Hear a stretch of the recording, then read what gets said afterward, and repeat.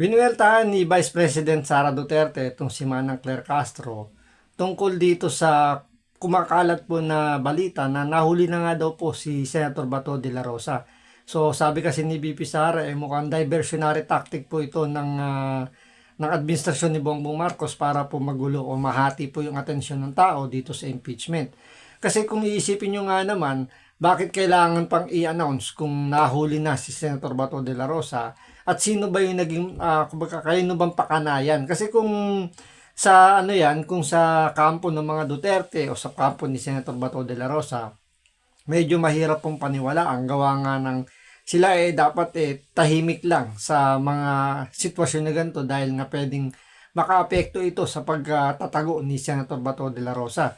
So ngayon, may purpose naman yan kung bakit pinalabas yung ingay na yan para kahit paano maalarma si Senator Bato de la Rosa at lumabas sa kanyang pinagtataguan dahil kung ganun yung magiging chismis, di ba, parang maa-alerto ka na kailangan mo lumipat ng lugar para hindi ka mahuli. So talagang makikita natin dito na mukhang ginagamit ito ng administrasyon ni Bongbong Marcos para pumahati yung atensyon ng tao dito sa impeachment ni Vice President Sara Duterte. So ito, panoorin po natin itong naging buwelta ni VP Sara tungkol nga po dito sa balita na nahuli na nga daw po si Senator Bato de la Rosa at mukhang ginagamit nga ito para sabihing nanggugululan po itong balitan to dito sa impeachment ni Vice President Sara Duterte. So ito, panoorin po natin, pero syempre bago ang lahat, kung di ka pa nakasubscribe o nakapollow sa Makapili TV, baka naman pwedeng pakipindot po muna yung subscribe button or yung follow button. The same time, palike and share na rin po. Wala naman pong bayad dyan. Kaya, pindot na. So, ito, panoorin po natin. Bumuelta si Vice President Sara Duterte kay Palace Press Officer Claire Castro. Kasunod yan ang pahayag ng palasyo na diversionary tactic lang daw mula sa impeachment trial ang ulat na nahuli si Senator Bato de la Rosa. At live mula sa Davao City. Ito talaga, oh.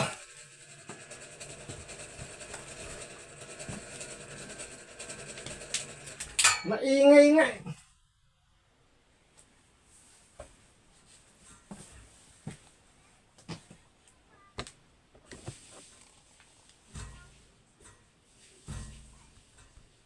City.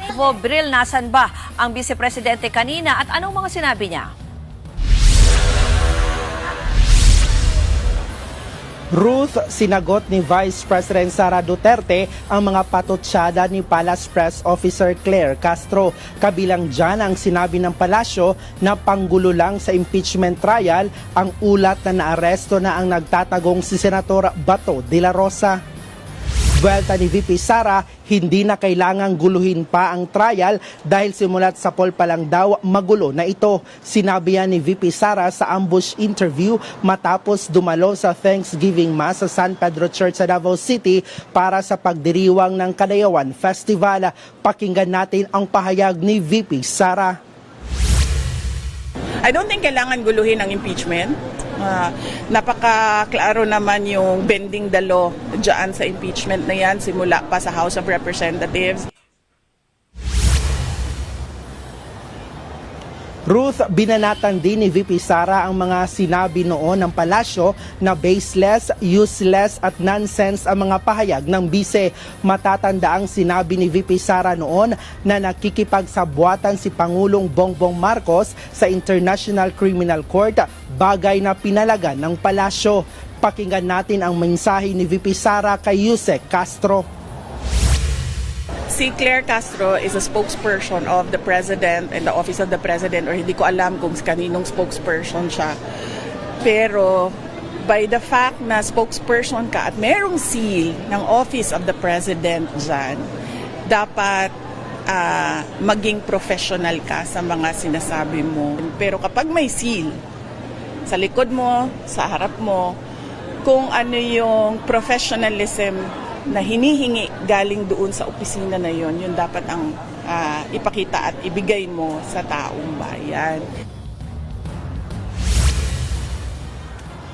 Ruth, muli ring pinuna ni VP Sara ang aniyay pangaharas ng administrasyon ni PBBM sa kanyang mga kritiko. Sabi ni Sabi ng bise, politika ang pinagkakaabalahan ng gobyerno imbes na magserbisyo sa taong bayan. May pattern na raw ng panggigipit dahil hinahabol at pinagbabantaan umano ang mga hindi sumusunod sa Pangulo. Yan muna ang latest. Balik sa iyo, Ruth. Yan po ang Express Report ni Bril Montalvo live mula sa Davao City. Mga kapatid, Alam nyo, may punto yung sinabi doon ni VP Sara tungkol dito sa pagiging professionalism ni Manang Claire Castro. Kasi sabi nga, di ba, ang mga gabinete ni Bongbong Marcos, yun yung mga alter ego niya. So, etong si Manang Claire Castro bilang kanyang spokesperson, so dapat kung ano yung gustong mangyari ni Bongbong Marcos, ano yung gusto niya sabihin, kung ano yung mga accomplishment ni Bongbong Marcos, yun dapat ang lalabas sa bibig nito ni Manang Claire Castro. Pero ang lumalabas dito tuwing may press con itong si Manang Claire, parang, alam nyo, parang palingkera. So, ibig sabihin, palingkera rin itong si Bongbong Marcos. So, yung mga atake ni Claire Castro, ni Manang Claire Castro, yun din yung atake ni Bongbong Marcos. So, dahil nga alter ego, so lahat ng ginagawa ni Manang Claire Castro, may basbas ni Bongbong Marcos. So, kung inilagay ni Bongbong Marcos bilang default o naka-default itong si Manang Claire Castro bilang taga-bakbakero ng mga Duterte sa mga supporter ng mga Duterte, wala tayong magagawa doon. So, yung pagiging professionalism ni Manang Claire Castro talagang hindi mo makikita. So, sa dinami-dami po ng naging spokesperson po ng presidente, ito na po yung pinaka-worst, si Manang Claire Castro, kasi talagang makikita nyo na walang yung talagang sobrang baba nung kanyang pakikitungo sa mga press, sa mga media.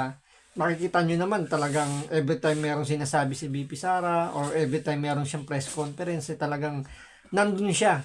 Talagang meron siyang banat lagi. Tapos pag siya yung binanatan, pag ibinilik sa kanya, talagang hindi mo talagang mag-retaliate siya. Talagang hindi natin alam kung binibigyan siya ng basbas ni Bongbong Marcos na gumanti ka agad ng banat kapag siya binanatan.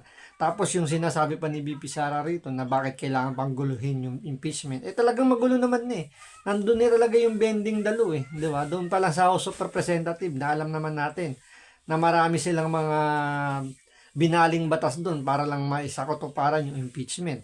Hanggang sa dito nga sa impeachment mismo, sinusubukan na ibendalo, di ba? Andiyan yung mga panggugulang ng prosecution, kundi lang matalino yung mga defense team, makakalusot. Pero dahil nga, buti na lang, magagaling yung mga abogadong nandun sa impeachment ni BP Sara, yung kanyang defense team. Hindi nakakalusot yung mga panggugulang ng prosecution. Kaya mabuti na lang talaga maganda yung pagkakabunot doon sa mga nag-aabogado kay BP Sara at napipigilan yung bending dalo. So, itong mga banat ni Manang Claire Castro, kahit paano nasasalag naman ni BP Sara at talagang naipapakita kung gaano nga po talaga kababaw itong si Manang Claire Castro. So, hanggang dito lang po muna. Maraming salamat po sa panonood. Ingat po kayo lagi.